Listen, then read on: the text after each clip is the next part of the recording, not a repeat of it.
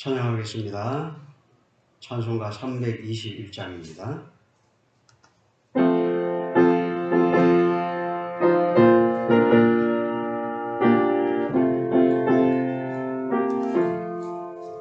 날 대속하신 예수께 내 생명 모두 드리니 늘 진실하게 하소서.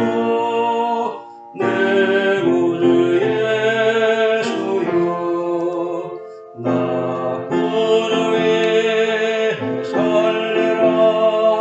내 기쁨 한량없으리. 내 갈 길 인도하소서. 내 구주 예수여, 날 구원하신 예수를 일평생 의지하오니 날 영접하여 주소서.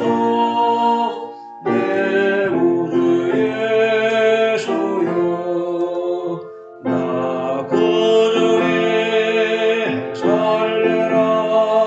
내 기쁨 한량없으리. 내 갈 길 인도하소서. 내 구주 예수여, 주 십자가에 달리사 날 자유하게 했으니 내 몸과 마음을 주위에 다스게 하소서.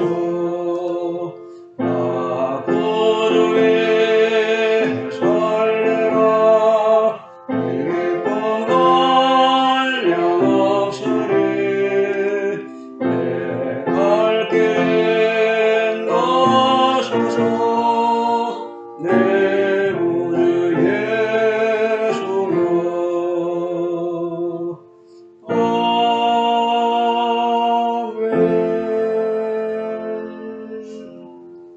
298장입니다.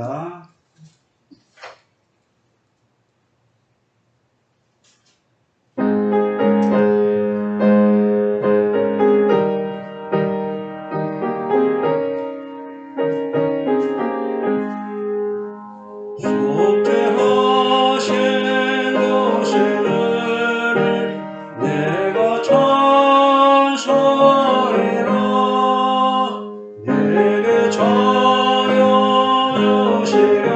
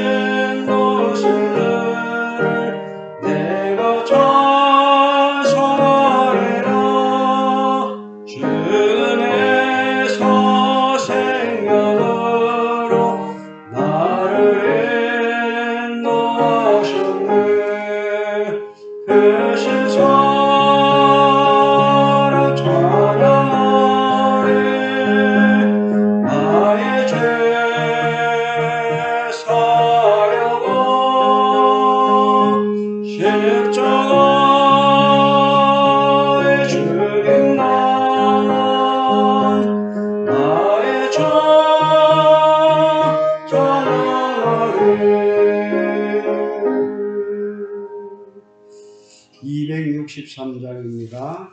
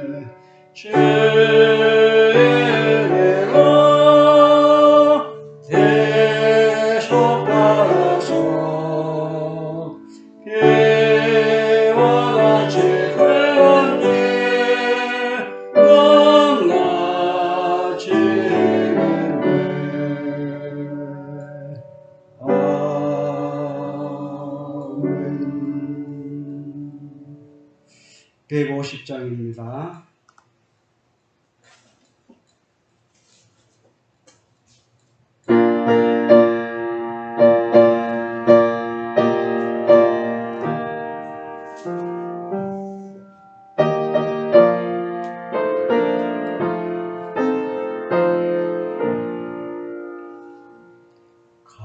갈보리 산 위에 십자가 섰으니 주가 고난을 당한 표라 험한 십자가를 내가 사랑함은 주가 보혈을 알리매라 죄와 승리를 얻기까지 주의 십자가 사랑하리 빛나며 영원 받기까지 한 십자가 붙들겠네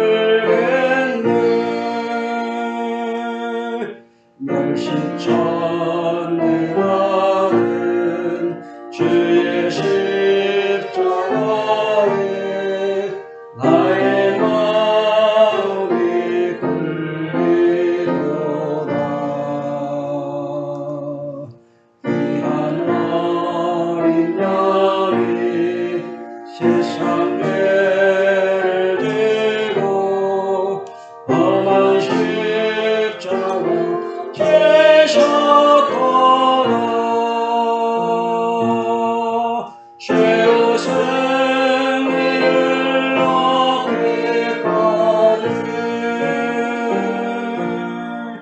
주의 십자가 사랑하리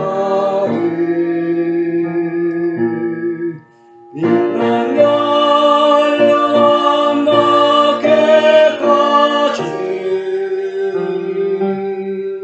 험한 십자가 붙들겠네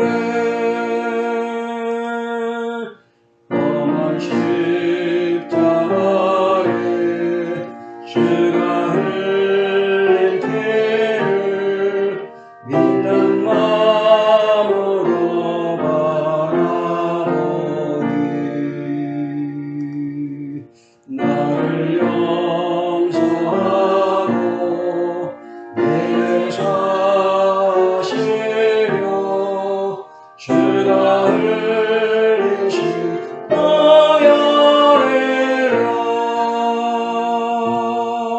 주의 승리를 얻기까지 주의 십자가 사랑하리 빛난 열려만 밖에까지 험한 십자가 붙들겠네 주님 예비하신 나의 번영들에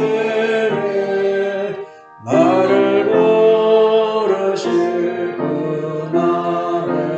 그날에는 영광 중에 계신 우리 주와 함께 내가 죽도록 찬송하리 최후 승리를 얻기까지 주의 십자가 사랑하리 빛난 열려만 밖에까지 험한 십자가 붙들겠네 다같이 묵도하시겠습니다. 빛의 열매는 모든 착함과 의로움과 진실함에 있느니라. 이같이 너희 빛을 사람 앞에 비치게 하여 저희로 너희 착한 행실을 보고 하늘에 계신 너희 아버지께 영광을 돌리게 하라. 아멘. 26장 찬양합니다.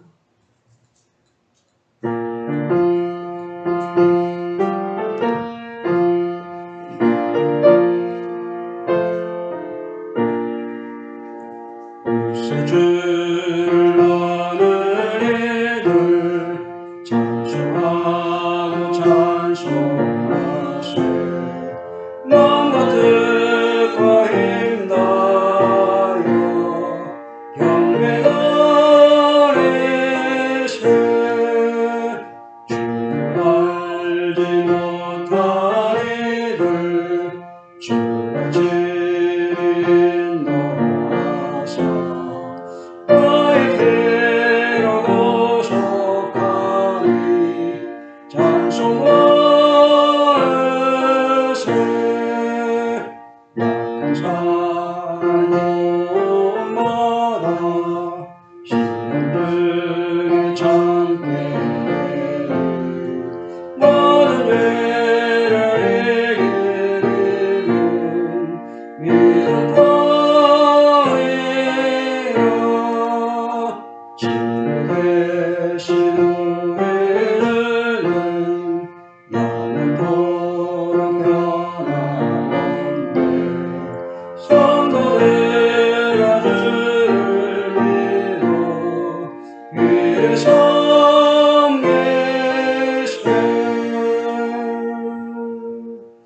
사도신경으로 신앙 고백합니다. 전능하사 천지를 만드신 하나님 아버지를 내가 믿사오며 그 외아들 우리 주 예수 그리스도를 믿사오니 이는 성령으로 잉태하사 동정녀 마리아에게 나시고 본디오 빌라도에게 고난을 받으사 십자가에 못 박혀 죽으시고 장사한 지 사흘 만에 죽은 자 가운데서 다시 살아나시며 하늘에 오르사 전능하신 하나님 우편에 앉아 계시다가 저리로서 산자와 죽은 자를 심판하러 오시리라. 성령을 믿사오며 거룩한 공회와 성도가 서로 교통하는 것과 죄를 사하여 주시는 것과 몸이 다시 사는 것과 영원히 사는 것을 믿사옵나이다. 아멘. 찬송가 90장 찬양합니다.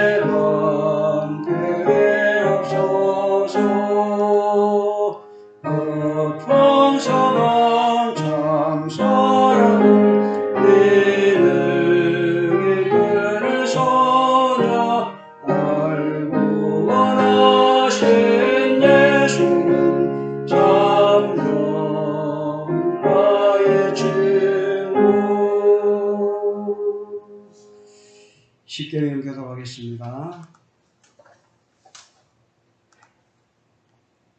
하나님이 이 모든 말씀으로 말씀하여 이르시되 나는 너를 애굽 땅 종되었던 집에서 인도하여 낸 내 하나님 여호와니라. 제 이름을 너는 나 외에는 다른 신들을 내게 두지 말라.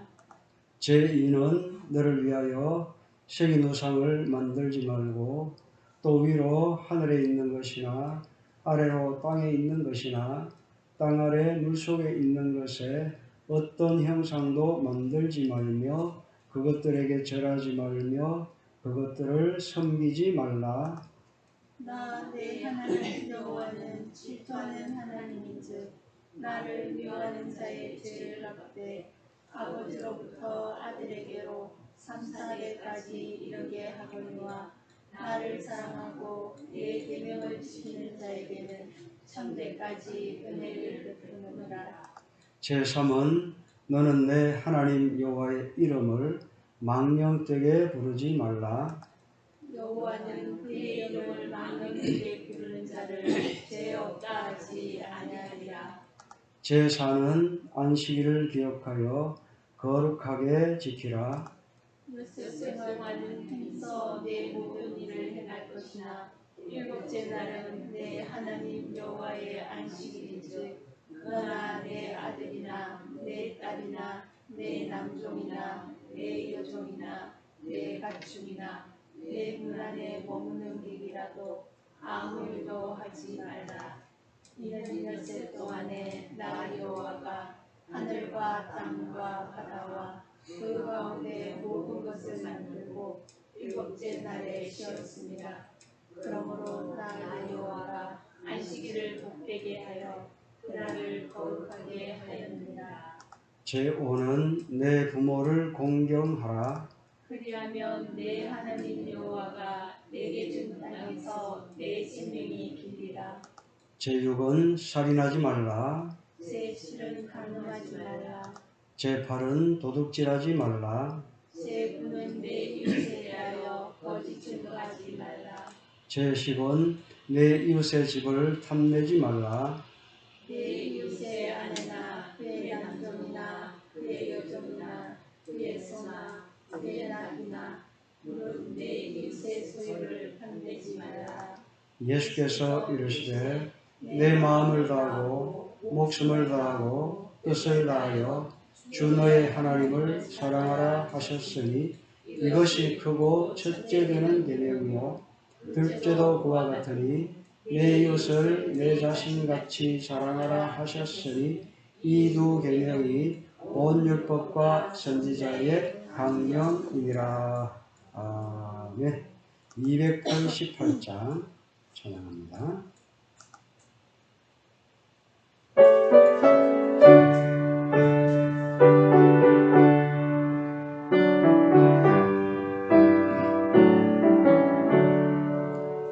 예수를 나의 모두 삼고 성령과 피로서 거듭나리.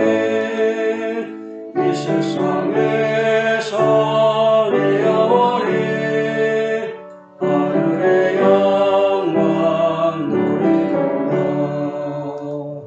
이것이 나의 간증이요 이것이 나의 찬송일세.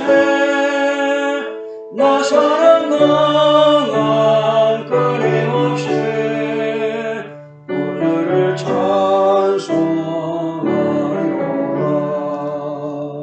온전히 주께 맡긴 내 영 사랑의 음성을 듣는 중에 천사들 왕래하는 것과 하늘의 영광 보리로다. 이것이 나의 간증이요 이것이 나의 찬송일세. 나 사랑하는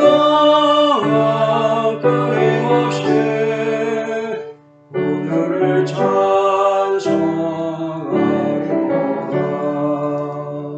주 안에 기쁨 누림으로 마음의 풍랑이 잔잔하니 세상과 나를 나눠놓고 소갈래란 모이도다. 이것이 나의 간증이요 이것이 나의 찬송일세. 나 사랑하는 끊임없이 오늘을 찬송하리로다.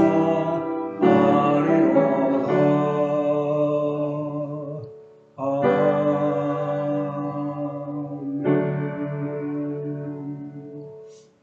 하나님 말씀 읽습니다. 민수기 6장입니다. 민수기 6장 1절에서 21절까지입니다. 한 절씩 교독합니다. 여호와께서 모세에게 말씀하여 이르시되 이스라엘 자손에게 전하여 그들에게 이르라. 남자나 여자가 특별한 서원 곧 나시린의 서원을 하고 자기 몸을 구별하여 여호와께 드리려고 하면 포도주와 독조를 멀리하며 포도주로 된 초나 독주로 된 초를 마시지 말며 포도즙도 마시지 말며 생포도나 건포도도 먹지 말지니 자기 몸을 구별하는 모든 날 동안에는 포도나무 소사는 씨나 껍질이라도 먹지 말지며 그 서원을 하고 구별하는 모든 날 동안은 삭도를 절대로 그의 머리에 대지 말 것이라.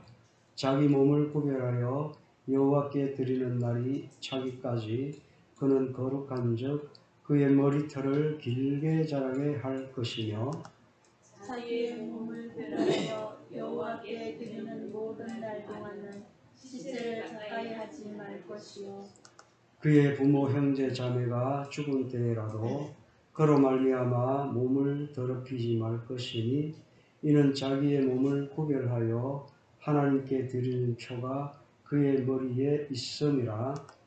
자기의 몸을 구별하는 모든 날 동안 그는 여호와께 거룩한 자니라.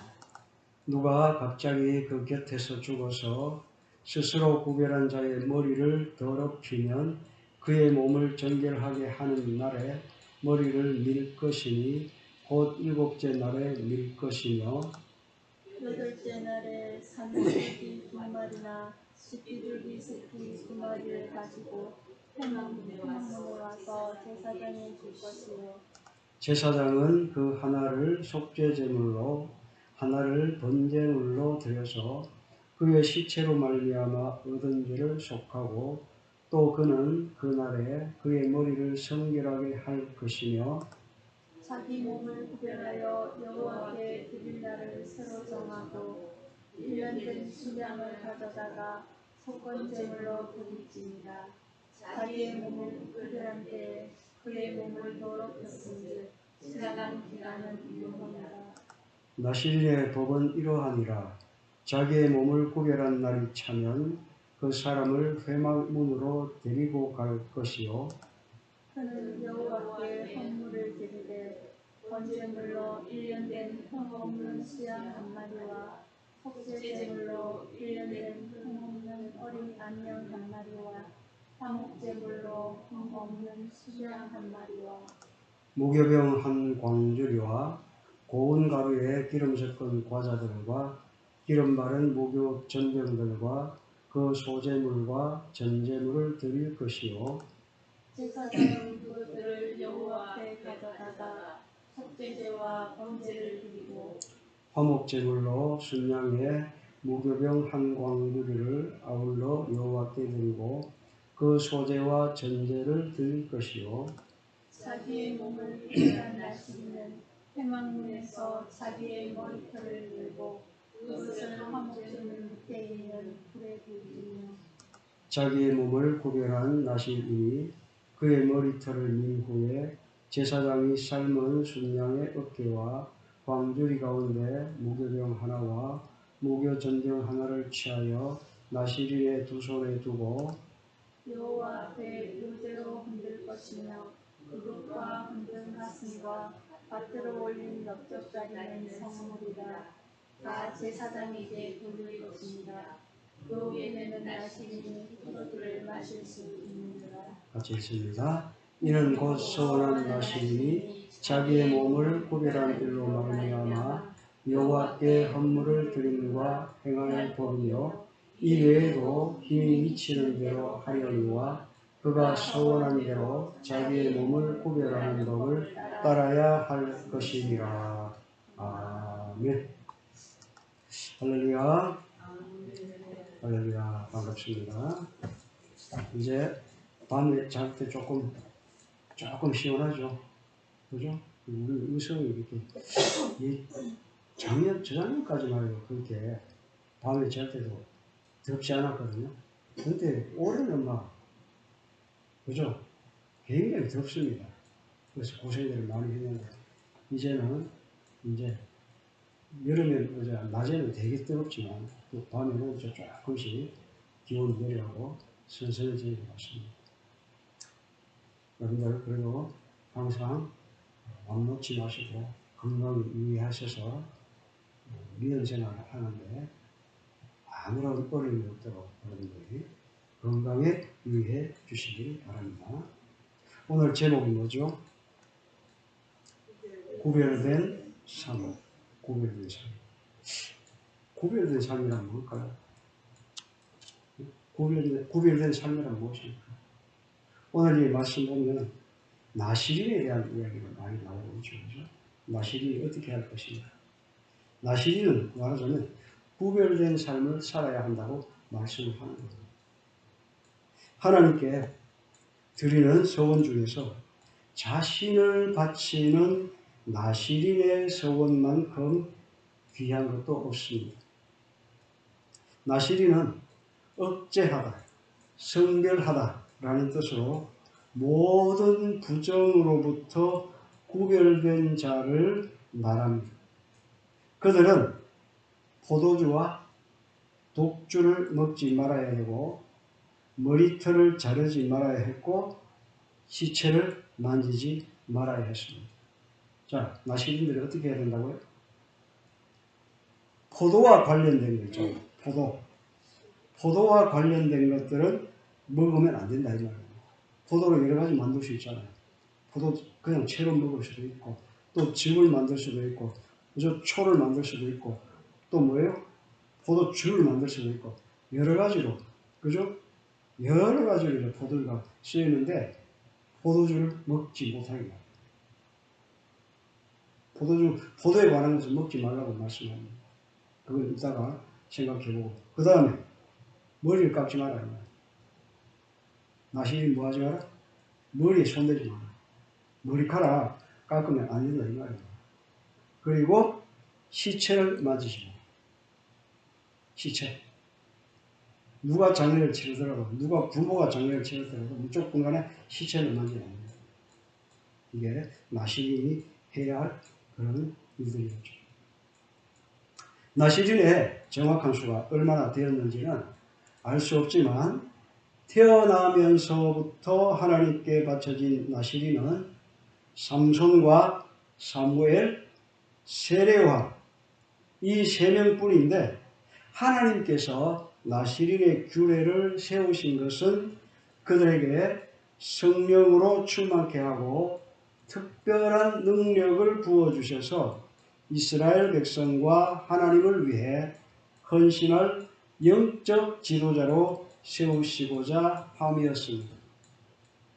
4절에서 포도나무 소사는 씨나 껍질이라도 먹지 말라 이렇게 하였는데 포도나무의 소산, 즉 포도주, 독주, 독주의 초, 포도즙, 생포도, 금포도 등은 모든 육체를 유혹하는 물질이기 때문에 이 말씀은 거룩을 유지하기 위해서 그러한 육체의 유혹물을 멀리 하라는 것입니다. 포도에서 나온 것을 먹지 말라는 이유를 아시겠죠? 그죠? 사람으로 하여금 어떻게 해요? 육체적인 유혹을 자꾸 하는 그런 것이기 때문에 육체적인 유혹을 멀리 하라는 의미에서 포도에서 나온 것을 모두 먹지 못하도록 하신 것입니다. 거룩을 유지하기 위해서. 그죠? 거룩을 유지하기 위해서 육체의 유혹을 멀리 하라는 것입니다. 여기서 봉헌이라는 말은 성경에서 여러 가지 표현으로 42번이나 나옵니다. 42번. 떼어놓다 라는 뜻으로 3번, 구별하다 라는 뜻으로 7번, 바치다와 헌신하다 라는 뜻으로 각각 1번씩, 채우다, 채워 있다 라는 뜻으로 29번 사용되었습니다. 독생자 예수 그리스도에 대하여 완전케 하다 라는 뜻으로 오직 1번 사용되었습니다. 봉헌은 더러운 것으로부터 떼어놓은 것을 뜻합니다. 나시린의 법은 더러운 것에 손을 대면 곧 부정하게 되어 하나님과의 관계가 거룩한 관계가 무효가 되는데 더러운 것에서 멀어지라는 가르침은 아담 때부터 시작되었습니다.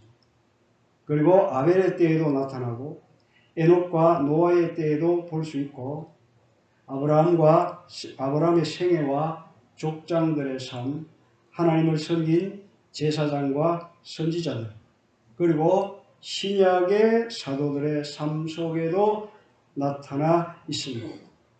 그러므로 우리 성도들에게도 세상과 구별된 거룩한 삶이 나타나야 한다는 것입니다. 그럼 여러분들 세상과 구별된 거룩한 삶을 여러분들 살고 계십니까? 어떻게 생각합니까? 나는 세상과 구별된 거룩한 삶을 살고 있다 생각합니까? 물론 세상에 사람들하고 뒤섞여 살면서 그런 삶을 살기가 쉽진 않습니다. 그죠? 안 쉽습니다. 안 쉽지만 그래도 우리는 어떻게 해요? 성도기 때문에, 하나님을 믿는 성도기 때문에 세상과 구별된 삶을 살아야 합니다. 예수님께서 말씀하시기를 너희는 세상에 속한 자가 아니요 도리어 세상에서 나의 택함을 입은 자라고 하셨습니다.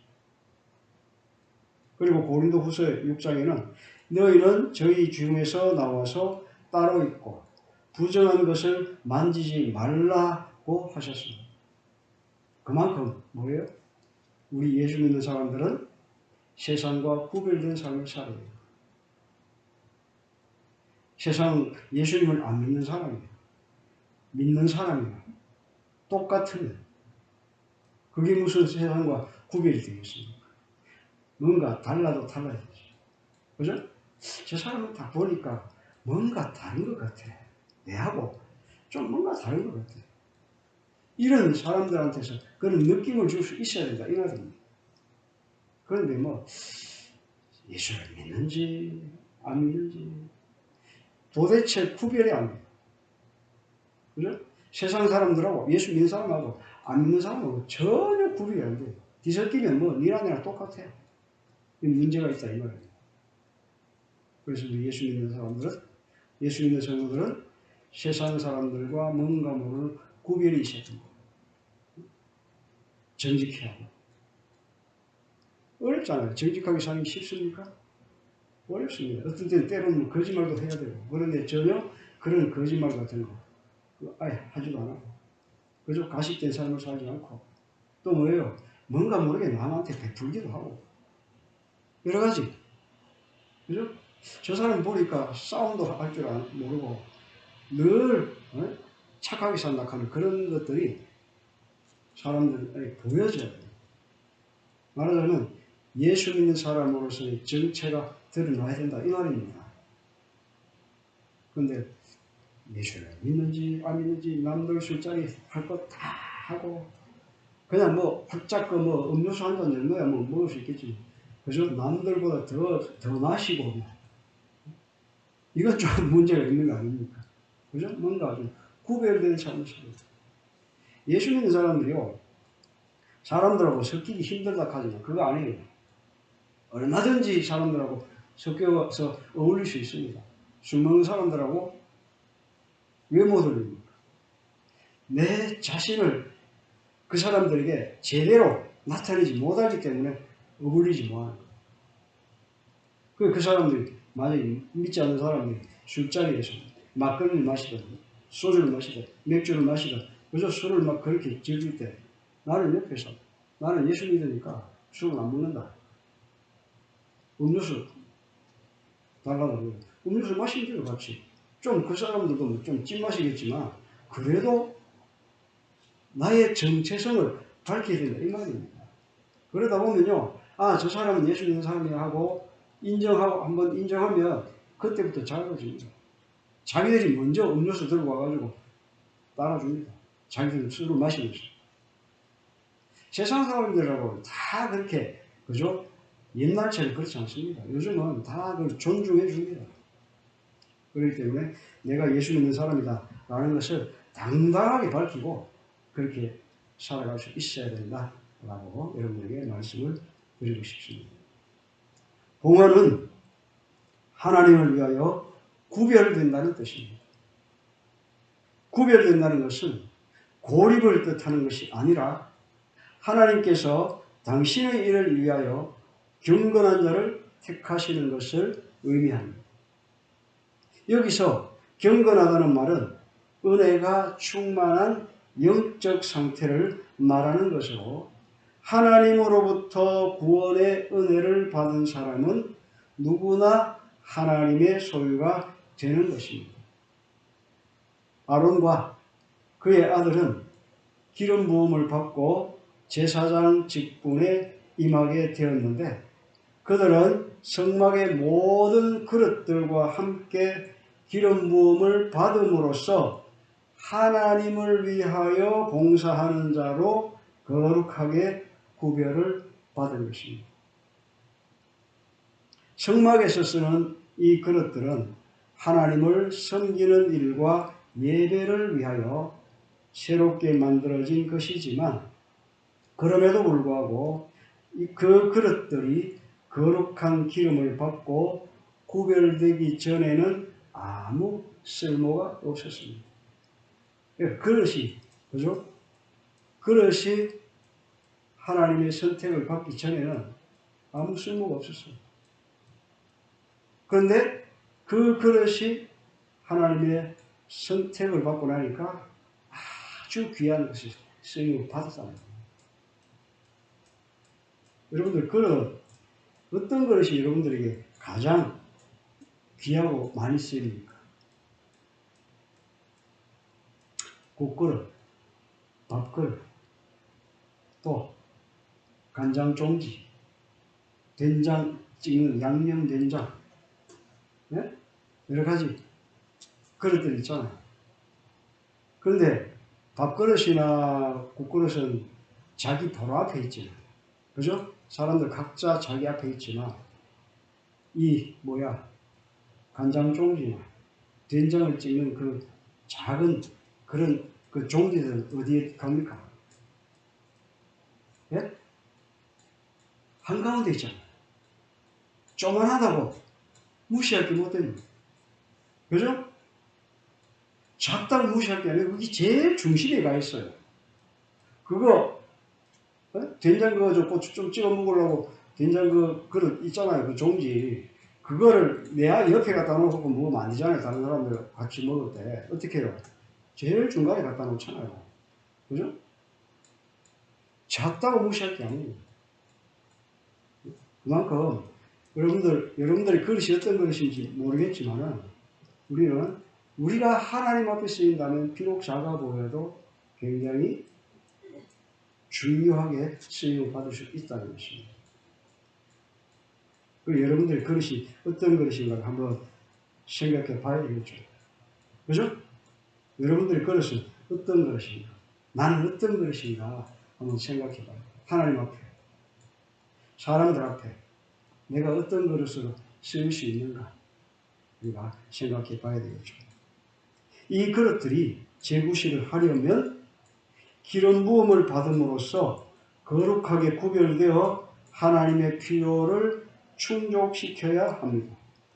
이렇게 볼 때 봉사하기에 적합하도록 거룩하게 구별되는 것은 스스로 되는 것이 아니라 하나님께서 선물로 구별해 주셔야 하는 것입니다.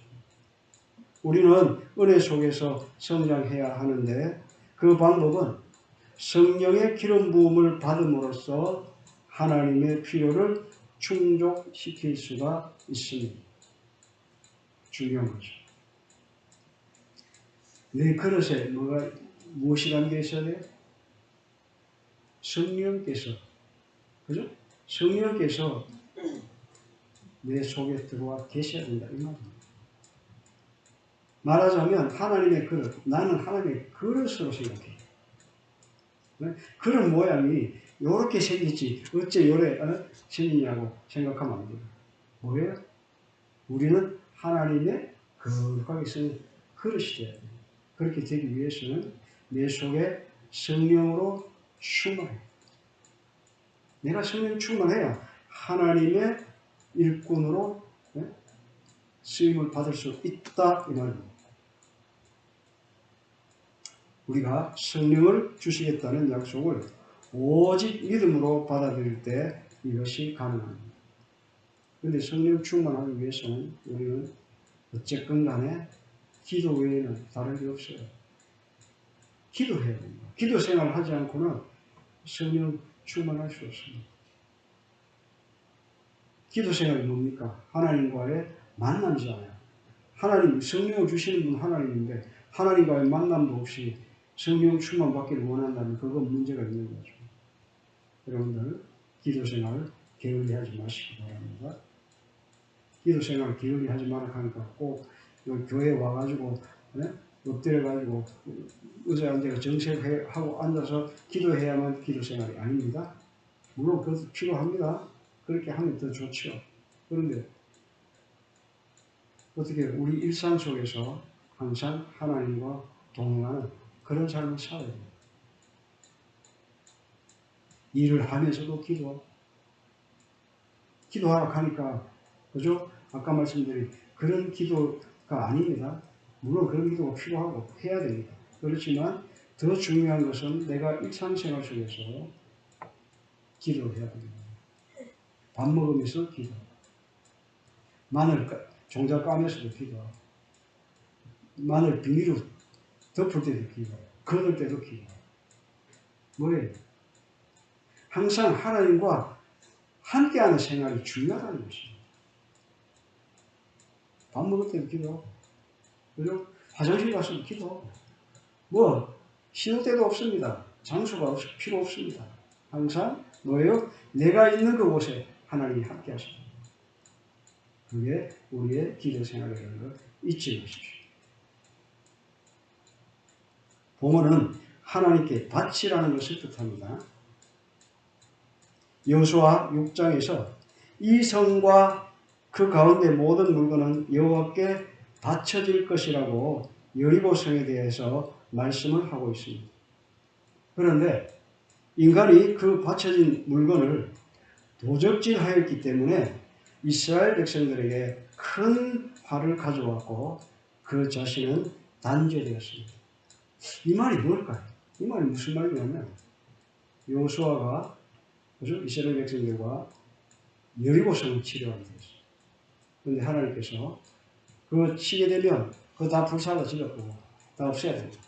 그렇게 말씀하셨어요. 그러니까 그 전쟁에서 승리를 했습니다. 그거 어떻게 해야 돼요?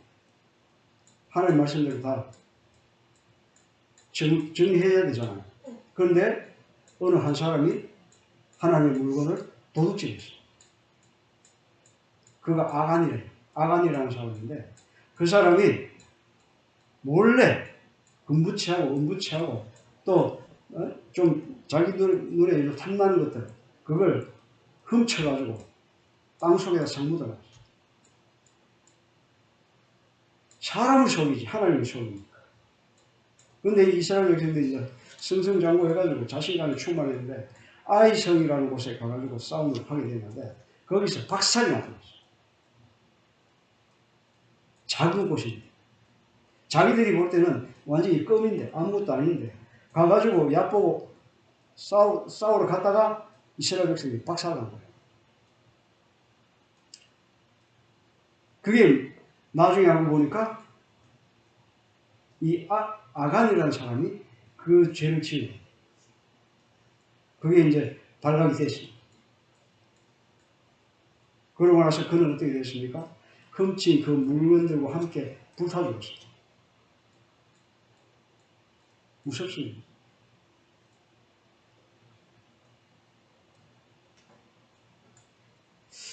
이게 하나님께서 명령하신 거는 지켜야 됩니다.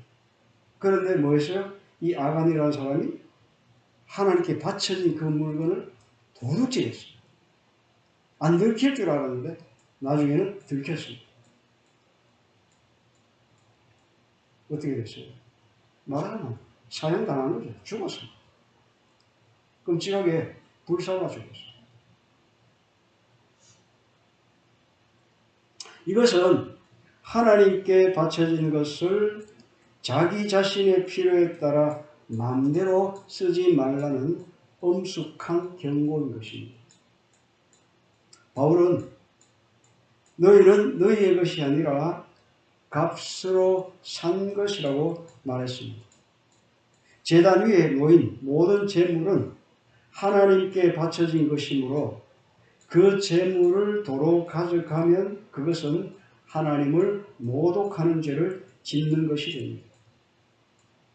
귀가 뚫린 종이 영원히 그 상전을 섬겨야 했던 것처럼 우리는 하나님께 바쳐진 제물로서 자기 것이 아니라 하나님의 것이기 때문에 하나님을 위해서 헌신해야 됩니다. 근데 우리는 어떻게 합니까? 착각하죠. 내 몸이니까 내 거라고 생각하고 마음대로 씁니다. 아닙니다. 내 게 아닙니다. 하나님 겁니다. 하나님 것이기 때문에 하나님께서 그 못해서 가면 놔둘까요? 하나님이 당장이라도 데리고 가고 싶으면 가져가면 끝입니다. 근데 그걸 우리는 모른다는 거죠. 우리는 하나님의 것이기 때문에 하나님을 위해서 헌신해야 된다. 잊지 마시기 바랍니다. 내 거 아닙니다. 여러분들의 거 아닙니다. 우리의 몸은 내 게 아닙니다. 하나님 겁니다. 하나님 마음에 달려 있습니다. 내가 아무리 잘 나가고 그저 내가 아무리 건강하다고 자부한들 하나님이 어느 날 갑자기 가지고 가면 아무것도 없어요. 우리한테 남는 게 하나도 없습니다.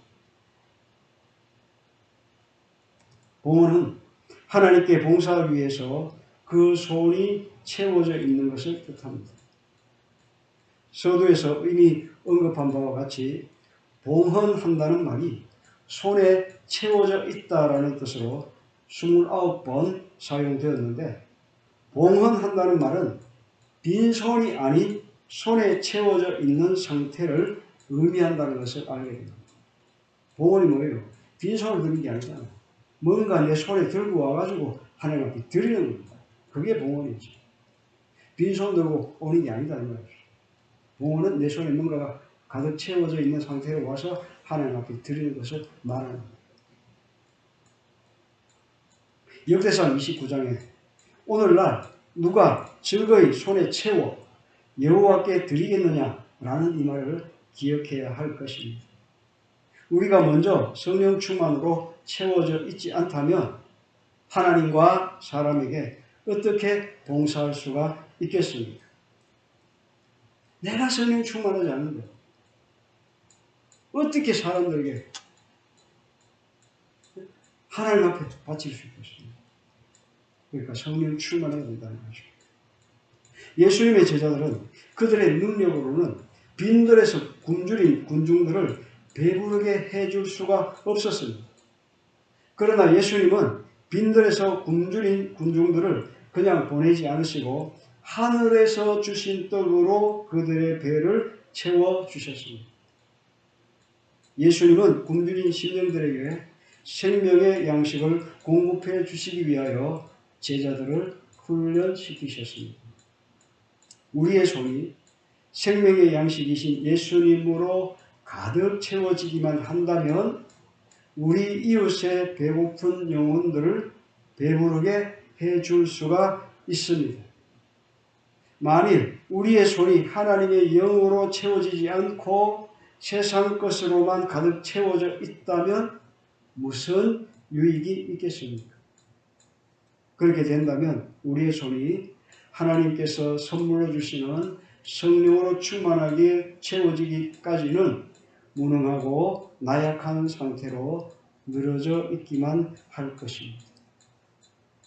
우리의 손이 비어 있다는 것은 우리의 손이 하나님의 영적인 것으로 채워지지 않고 세상의 육적인 걸로 채워져 하나님을 섬길 능력이 없고 아무런 열매도 맺을 수 없는 무능한 상태를 의미합니다.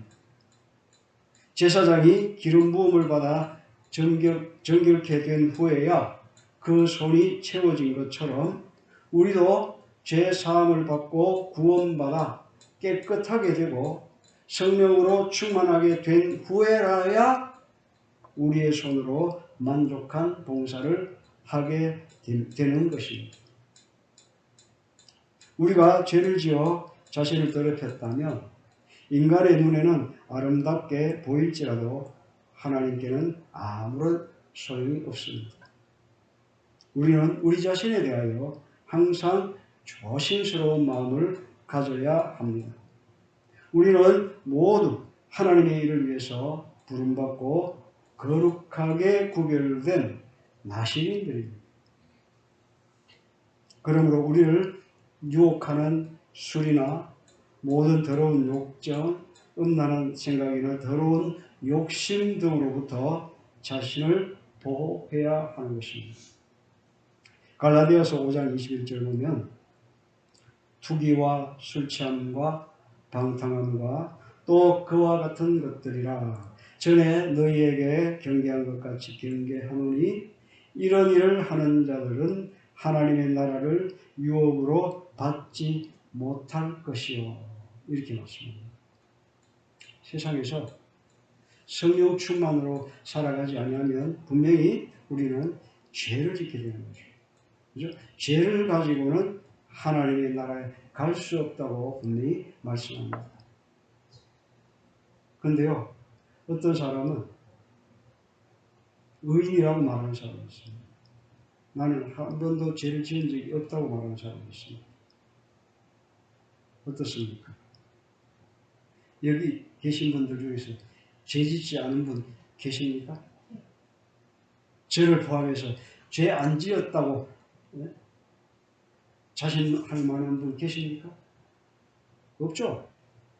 없죠. 하여튼 뭐를 죄도 무슨 죄를 지어도 지었어요. 말로는 막 못하겠어. 그죠? 말로는 못하겠지만 무조건 분명히 생각해보면 죄진 게 많아. 우리가 십계명 교독하잖아요. 그죠? 우리가 예배 시간에 십계명 교독하는 거, 그 할 일 없어가고 교독합니까? 시간 때우려고 그 속에 넣은 게 아니잖아요. 뭐예요? 십계명을 우리가 읽음으로써 교독함으로써 내가 하나님 말씀대로 살았나 못 살았나 이걸 점검하자는 것이지 할 일 없어가지고 교독문 빼고 이걸로 교독하는 게 아닙니다. 교독문이야 그냥 읽으면 되잖아요. 근데 우리는 쉽게 생각해서 십계명을 너무 가볍게 생각한다 이 말입니다. 왜요? 십계명 안에 하나님의 사랑이 다 들어있어요. 이 말씀대로 살려고 우리가 노력하면 우리는 죄를 안 지을 수 있습니다. 물론 간간히 실수할 수 있겠지. 어디 완벽한 사람이 어디 있겠어요. 그죠? 그렇지만 그 말씀을 보면서 잘 살라고 노력하는 이 자체가 하나님 앞에 중요하다는 것입니다. 하나님은 우리의 마음을 보시지 우리 껍데기를 안 보십니다. 여러분들 무슨 말씀인지 아시겠죠? 죄 가지고는 갈 수 없어요. 죄 가지고는 절대 못 가는 곳이 있죠? 천국. 그러면 죄 가지고 쉽게 들어갈 수 있는 곳이 어디예요? 지옥이지. 지금부터라도 여러분들 막 살면 지옥은 따놓은 단상입니다.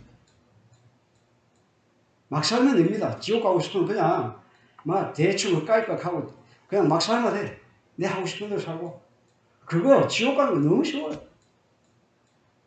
그런데 천국 가는 게 너무 어렵다는 것입니다. 그만큼 구별된 삶을 살아야 됩니다. 성결된 삶을 살아야 하나님 앞에 갈 수 있다는 것. 여러분들 잊지 마시기 바랍니다.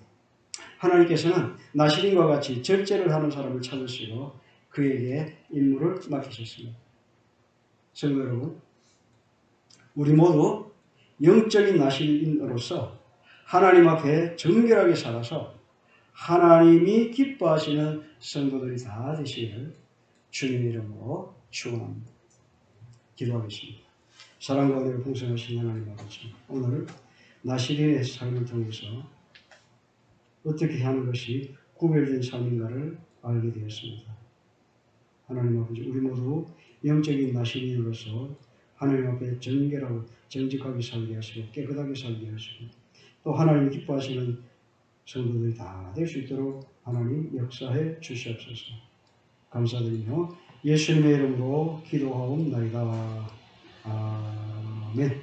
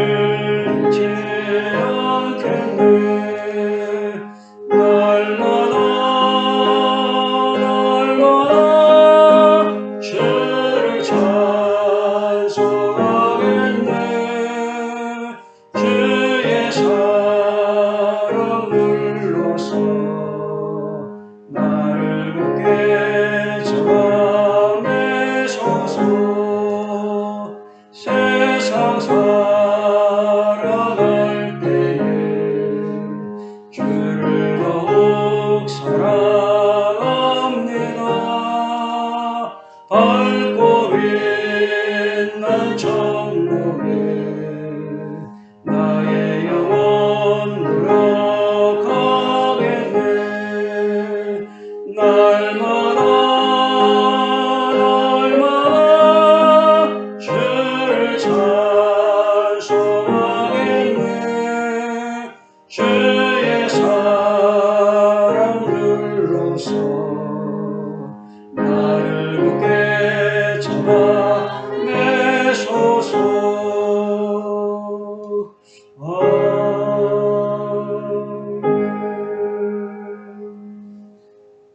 이제는 우리 주 예수 그리스도의 은혜와 하나님 아버지의 크신 사랑과 성령님의 감동감화 역사 충만하시니 영적인 나시림으로서 하나님 앞에 정결하게 살아 하나님이 기뻐하시는 성도가 되기를 다짐하며 실천하며 살아가는 주의 성도들 머리 이제로부터 영원토록 항상 함께 있을지어다. 아멘.